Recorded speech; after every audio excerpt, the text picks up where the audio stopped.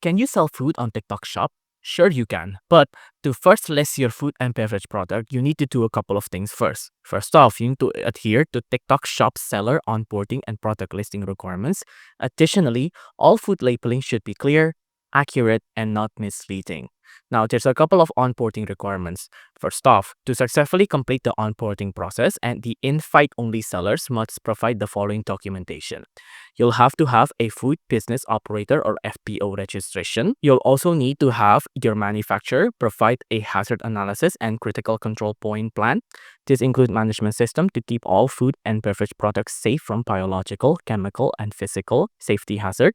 You can pick on more information here. The website I'm opening right now is called the Food and Beverage Seller Requirement here, right? There's a couple of qualifications that you need as well. First off, there's a couple of detail page for all food and beverage products. This includes the confirmation whether the product is considered to be HFSS, ingredients, and also allergens. Now, there's a couple of other things that you need to fill as well. I'm going to show you the label of the document requirements to sell food and beverage products right here.